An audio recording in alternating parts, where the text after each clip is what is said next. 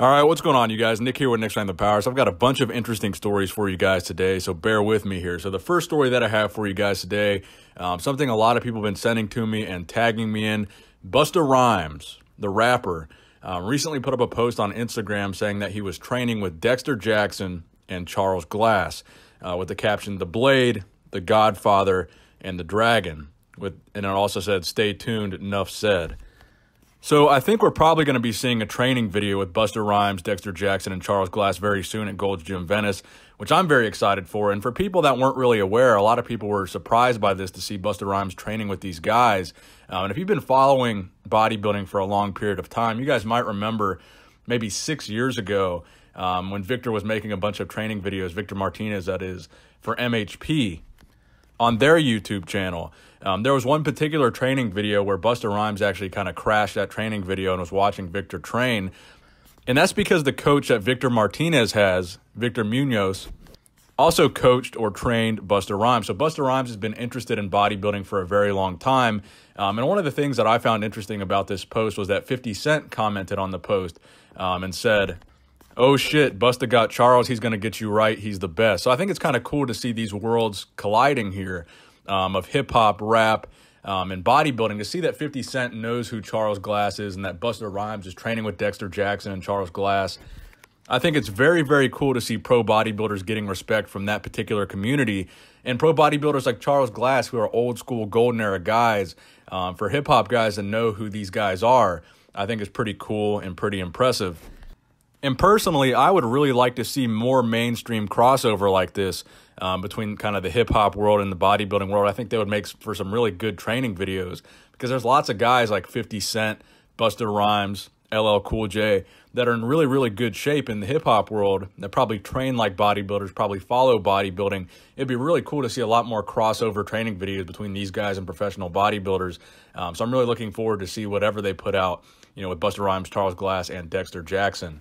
So the next story that I have for you guys today, if you guys are a Del Rey Misfits fan, Misfit Maniac, you guys will probably already be familiar with this story. So Jay Masters, who is a member of the Del Rey Misfits, recently suffered a massive injury while squatting in the gym. Come on!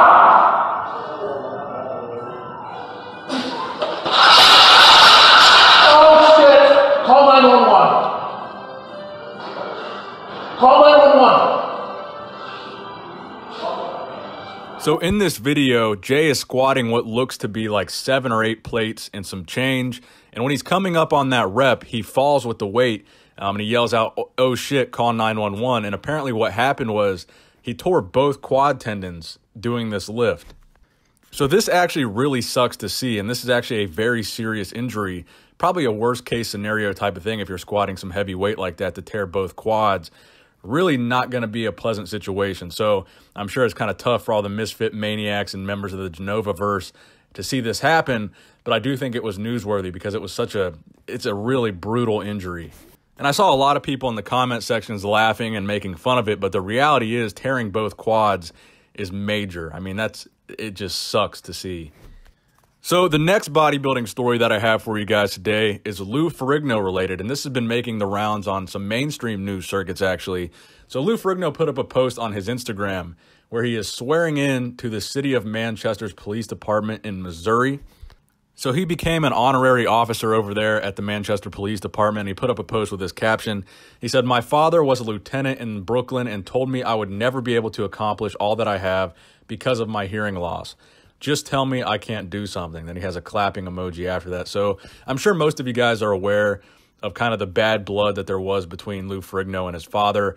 After that 1975 Mr. Olympia in Pumping Iron, and Lou didn't win that Olympia, it's said that his father actually disowned him after that. And then in the years that would follow, there would be lawsuits between Lou and his father about the Ferrigno name, using the Ferrigno name to start gyms or sell fitness equipment or something of that nature. So there was a lot of bad blood between him and his father. So I think it's really cool to see him doing something like this and kind of proving his father wrong. And it's something that's not really that untypical to see a celebrity getting an honorary induction into a police force. We see this kind of frequently, actually. And they gave him a pretty cool card with the Incredible Hulk as the little identification photo for the little honorary officer identification card. So I thought that was pretty cool, and I thought it was a pretty neat thing to include in this news video. So the next story that I have for you guys today is pro wrestling related. So WrestleMania 35 was last night on Sunday, April 7th. The biggest event of the year in professional wrestling, and I know there's a lot of crossover fans between bodybuilding and wrestling, so we got to talk about it at least a little bit in this video. So this event ran for 7.5 hours. So if you didn't see WrestleMania or you didn't watch the whole thing, I'm going to give you guys a very brief rundown of everything that happened at WrestleMania, or at least the things that stuck out to me and the reasons that I was actually watching WrestleMania. A lot of you guys were watching it with me on Instagram and kind of following along with me, so that was cool getting your guys' messages. So let's go ahead and start with the main feel-good moment of the night, which was my favorite part of WrestleMania, and that is Kofi Kingston beating Daniel Bryan to finally win the WWE Championship. And this, to me, was the coolest part of the night, namely because Kofi has been with the WWE so long. Back when I watched the WWE, I was in like middle school, and I started watching it again recently. And back when I was watching it in like 2005 or whenever that was, Kofi was still wrestling back then, and he had never had the WWE Championship. So it was really cool to see him finally get that title. It was probably the most emotional moment of the night. The fan reaction was crazy. Both the members of the New Day presented him with the new title, and they were both crying. He had his kids come into the ring, and it was just a really happy, feel-good moment. And, of course, we know that pro wrestling is fake and that it's a predetermined storyline, but it was really cool to see him finally get that recognition for all the things that he's done for the WWE. He's been a perennial top performer, one of the most acrobatic guys in the WWE, and it was just cool to see him finally get that recognition. So the other main reason that I was watching WrestleMania was because the other guy that was really popular when I was a kid was Dave Bautista. Now, obviously, Dave has taken a significant amount of time away from the WWE to pursue a career in Hollywood, but he made his comeback to WrestleMania 35 to wrestle Triple H, where he lost. It was an interesting match. He made a few mistakes. He was wearing a nose ring, and at one point during the match, Triple H ripped out his nose ring with a pair of pliers, so that was kind of interesting. So Dave lost that match, but after the match, he actually put out a tweet announcing his official retirement from sports entertainment. So he put out this tweet following the match. He said, "At WWE Universe, thank you for letting me entertain you. I love this business, and whether you cheered me or jeered me, I am grateful for being a small part of your life. I'm officially retired from sports entertainment, and I'm grateful for every second of my amazing journey." So this is it for Batista, man. He's officially done, and I thought it was a pretty good way to go out. Overall, I really liked the match. Now, the final WrestleMania story that I have for you guys today is Braun Strowman. So Braun Strowman was in the Andre the Giant Battle Royale, which is kind of like the Royal Rumble. And he won that event, but one thing that I didn't actually notice until afterwards is that when he came in the ring, he was wearing a Redcon 1 tank top, which is very, very cool, on the grandest stage of them all, representing Redcon 1, one of the biggest superstars in the WWE. I thought that was just fantastic, and honestly, I didn't even notice it until I saw Redcon post it afterwards, but I thought that was very, very cool. And also, up on Flex Lewis's channel, we talked about this a couple weeks ago, that he was making a training video with Flex Lewis, Braun Strowman and Flex Lewis, shot by Johnny Styles. That video is now up on Flex Lewis's channel, and Johnny Styles actually sent me this little preview of it, and I'll show you guys this here. If you guys want to go over to Flex's channel and check out that video, I think you guys will really enjoy it. It was pretty cool. So I'm going to go ahead and roll that preview clip for you guys right now. Hey! What's up? How are you? How are you? I'm good. Are you doing good? I'm good.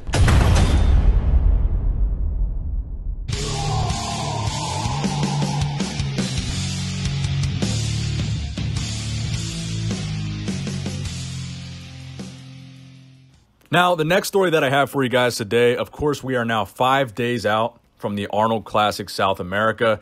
And one of the things that I'm looking forward to seeing most is how Juan Morel looks at the Arnold Classic South America. And Juan Morel posted this update on Instagram. 5 days out, still practicing my vacuum pose. Can't wait to hit this during a front double bicep in 5 days. If you guys haven't checked out my video on how to do a vacuum on YouTube, make sure to go check it out. So I actually saw a couple comments on my other video talking about Juan Morel's vacuum, saying that Juan said he wasn't going to hit the vacuum pose on stage. He was just practicing for waist control. But he is saying here he's going to hit the vacuum on stage in the competition. And I think that's going to be fantastic. And I'm really, really looking forward to see how that looks on stage under the lights in an actual competition on a pro bodybuilder, an open pro bodybuilder that's as big as Juan Morel is. I think it's going to be a very impressive sight to see.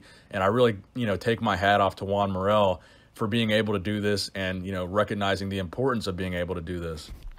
So Phil Heath, if you're watching this, I know you don't like me, but if you're able to do what Juan Morel and Rolly Winkler have done with their midsections, I'll be the first person to make a video giving you props and acknowledging how impressive your transformation really is. Now, the final story that I have for you guys today is William Bonac doing a guest posing at the biggest NPC show essentially in Ohio, which is Dave Lieberman's NPC Natural Ohio up there in Cleveland. So I'm going to go ahead and roll that guest posing video for you guys right here. And that about wraps it up for the news update video for today, guys. I really appreciate you guys coming over to my channel and watching. This weekend, my good friend is doing a natural bodybuilding show, so I'm going to go there and film it. So I'm going to be posting some natural bodybuilding footage this weekend, so you can look forward to that. Also, if you haven't watched my video from yesterday about the top 10 best WWE physiques of all time, please go watch it, share it, like it. For whatever reason, that video got like completely nerfed by YouTube. I mean, that video got probably the lowest views I've gotten on a video in like 6 months, and I have no idea why, because I thought that video was going to get a ton of views, and that video just got tanked by YouTube. It did really well for like the first half an hour, then all of a sudden it just got tanked. So I don't know what happened with that video. I thought it was a great video, so if you haven't seen it, go check it out. If you have not subscribed to my channel, make sure you please do that right now. Click thumbs up on this video if you enjoyed it. Nick Strength and Power, signing out.